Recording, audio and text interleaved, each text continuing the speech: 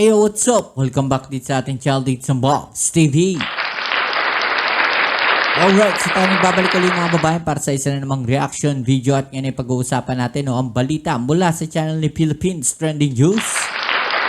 At sabi nga po niya dito, China natakot, may ultimatum sa Japan, nagdeklara na gera na kung gera.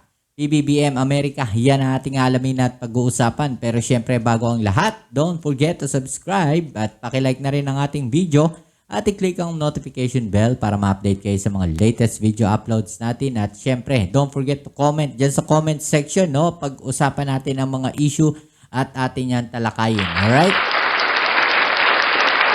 Shoutouts tayo sa mga bago natin subscribers. Alright, so eto na, wag na natin patagalin, umpisahan na natin to. Let's go! Tinalakay naman ng US at Philippine defense officials ang mga oportunidad para suportahan ang maritime capabilities ng ating bansa. Dito nakipagkita si US Deputy Assistant Secretary of Defense for South and Southeast Asia, Lindsay Ford, sa mga opisyal ng Pilipinas mula sa Department of National Defense, Department of Foreign Affairs at National Security Council para talakayin ang bilateral at multilateral opportunities para makapag-operate ng ligtas, responsable at lehitimo sa ating exclusive economic zone. Nakipagkita din ito kay Navy Chief Vice Admiral Toribio Adasi Jr. at Armed Forces of the Philippines Western Command Chief Vice Admiral Alberto Carlos. Saad ni Ford na ang matatag daw na US engagement sa mga kaalyado at partner nitong bansa sa Southeast Asia ay nakakambag para yan sa mapayapa, masagana at ligtas na Indo-Pacific region. Dako tayo dyan sa iba pang mga balita, yung umano'y secret deal ni dating Pangulong Rodrigo Duterte sa China. Mahalaga raw maimbestigahan dahil sa issue ng soberanya, teritoryo ng Pilipinas ang nakataya. Ayon yan kay Congresswoman Castro. Alamin natin. Yan yung sinasabi natin. Importante po yan, yung secret deal na yan na mailabas mga babayan. At mapag-usapan ano-ano ba yung kasama doon sa loob ng secret deal na yon, yung ayungin deal nga na sinasabi ngayon, yung gentleman's agreement sa pagitan ng dating Pangulong Duterte at ni Xi Jinping, kasi hindi lang soberanya natin ang nakataya diyan mga babayan.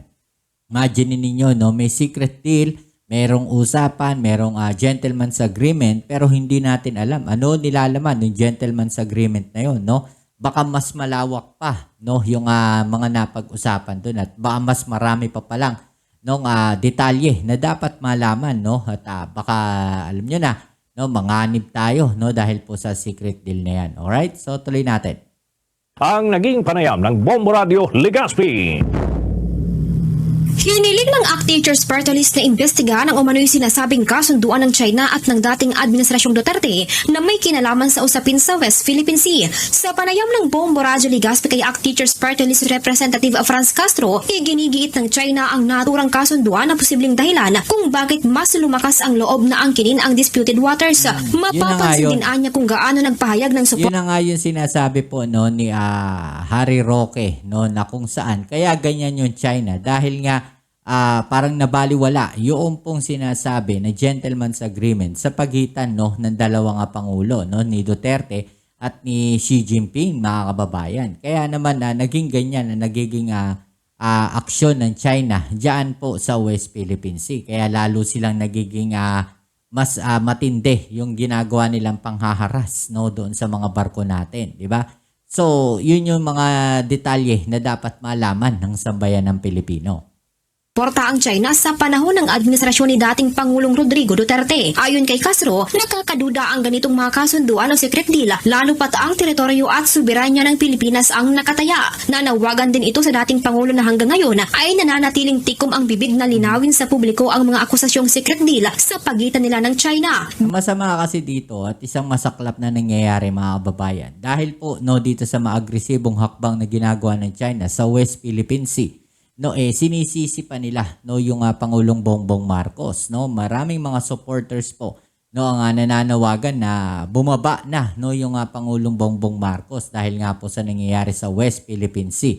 Hindi raw nila kaya yung ginagawa diyan ng China sa West Philippine Sea. Pero eto nga, bakit nga ba nagkakaganyan ang China? Dahil pala merong secret deal na naging usapan sa pagitan ng dating Pangulong Duterte at ng Pangulong Xi Jinping ng China. Kaya nagagalit yung China ngayon kasi hindi po yan kinikilala ng administrasyon ni PBBM, yung mga naging usapan nila. Ang masaklap kasi dyan, isa pa, wala yung black and white. Verbal lang mga kababayan, usapan lang, gentleman's agreement nga pagka laway-laway lang yung kanilang usapan po dyan. Pero sineryoso yun ng China, baga nahuli tayo sa isang trap mga kababayan. Walang black and white. Pero pinanindigan ng China yan. Di ba? Para pinangahawakan ng China, yung naging secret deal na yun. At nagagalit ngayon yung mga supporters po ni dating Pangulong Duterte sa administrasyon natin ngayon dahil ayaw nga nilang kilalanin yung secret deal na yun. Di ba? Binigyang diin ng mambabatas na mahalagang magpalabas ng pahayag ang dating Pangulo lalo na ngayong patuloy na tumitindi ang nangyaring tensyon sa West Philippine Sea at mas nagiging agresibong aksyon ng China Coast Guard. Ang puring niya nga doon sa UNCLOS, di ba, noong 2016 ay isang just piece of paper na dapat na itapon. Kaya kung ito yung maririnig mo sa isang dating presidente o yung presidente last administration, di ba ang China lalakas na ang loob nila? Itong presidente na ito, hindi kinikilala yung desisyon ng UNCLOS, di ba? Samantala, ilang mga Pinoy doon sa Okay, so hindi kinikilala ayon dito kay representative ng ACT teacher, o ng ACT na si Representative Castro, 'di ba? So hindi kinikilala ng dating Pangulong Duterte, yung desisyon ng UNCLOS. Kaya naman talagang ganun na lang. Siyempre, yung China rin, hindi kinikilala ng Pilipinas yung UNCLOS, So hindi na rin namin kikilalanin yung UNCLOS. Kaya pala ganun, yung sinasabi ng China, na null and void, yung UNCLOS na 'yon, 'di ba? So parang ewan ko, sabi nga ng iba nag-traitor daw po sa sambayan ng Pilipino. Depende po 'yan kung paano po ninyo i-determine yung mga nagiging scenarios na to, So kayo ano sa palagay ninyo, nagkaroon nga ba ng pagta-traitor sa sambayan ng Pilipino at sa Pilipinas, itong dating Pangulong Duterte? I-comment daw niyo diyan sa ibaba, right? UNCLOS, di ba? Samantala, ilang mga Pinoy doon sa Australia, pinuri naman ang hakbang ng pamahalaan na bumuo ng pinakamalaking Navy upang paghandaan ang banta dyan sa West Philippine Sea at iba pang mga usapin. Pabor ang ilang mga Pilipino sa Australia sa plano ng pamahalaan ng naturang bansa na palakasin pa ang kanilang mga kagamitang pandigma. Ito ay kasunod ng anunsyo ng naturang bansa na pagbuo ng pinakamalaking Navy simula noong World War II upang sabayan ang military build-up ng China sa Pacific Ocean.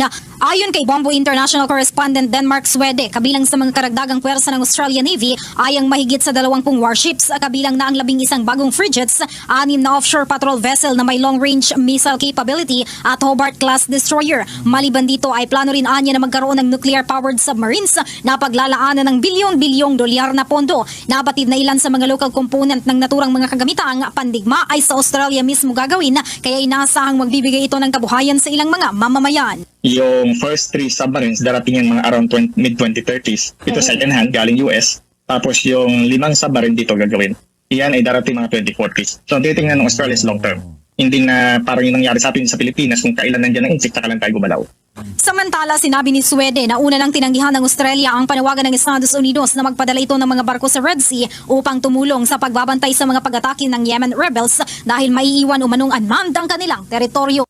Isa sa may malaking karakter noon mga sangkay ng World War II ay ang Japan, na kung saan isa po sa malaking kalaban ng Amerika at Pilipinas. Ngayon na naman mga sangkay, ang Japan di umano ay nagre-ready na nga ba sa isang malaking digmaang pandaigdigan. Ngunit mga sangkay, naiiba ito kaysa noong panahon ng World War II dahil ang Japan ay kakampi ngayon ng Pilipinas at Amerika. So ito na nga mga sangkay, tingnan po natin itong balita. At tandaan po natin mga kababayan, matagal pong tumahimik ang Japan at hindi po sila nagpo-produce ng kanilang mga armas, hindi sila nagpapalakas ng kanilang puwersang militar, Pero ngayon, parang inalis na nga po nila yung kanilang meron silang parang tinatawag na parang batas na ginawa diyan po sa Japan. Pero ngayon inilift na po nila 'yon at ready na uli sila sa pagpapalakas ng kanilang puwersang militar. Is Japan preparing to fight a war?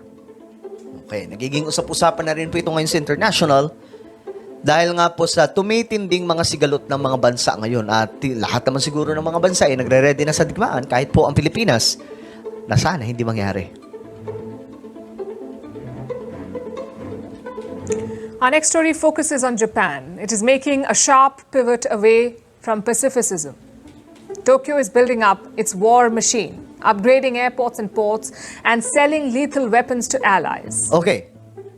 Ayan na, mga sangkay, nag-i-improve na po ngayon ang Japan pagdating po sa kanilang kagamitan, pandigma. Alam po natin kung gaano kadelikado o malakas na banta ang Japan kahit po sa China kasi alam po natin ang Japan kung gaano po kalakas at gaano po kagaling pagdating po sa taktika ng pakikipagdigma. Oo. We'll start with the latest announcement which came today. Tokyo wants to expand some of its vital infrastructure. It has identified 16 airports and ports. Ayan na. Nag-upgrade po sila mga sangkay, ano? These will serve as staging areas for Japan's self-defense forces and the Japanese Coast Guard. In Japan, they don't have an army. They call it a self-defense force. Okay. Yan po yung tawag sa kanilang military. Self-defense force. Pero parang ganoon na rin mga sangkay. Parang yun kasi ang naging sanction sa kanila simula po ng World War II. Nung matalo po sila sa digmaan. At ngayon, mga sangkay, ang tanging ginagawa lamang po nila ay bawal po silang lumusob. Bawal po silang mangialam sa mga digmaan ng ibang mga bansa. Depensa lamang po ang kanilang gagawin. Self-defense. Ngunit ngayon, mga sangkay, mukhang nag-iiba na po ng ihip ng hangin. And our facilities are being upgraded for it.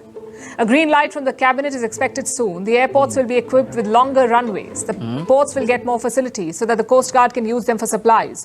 Basically, these are military-level upgrades. Okay. So, Military basically, level, ito no? daw po ay isang military upgrade na kanilang ginagawa ng Japan. So, ano to?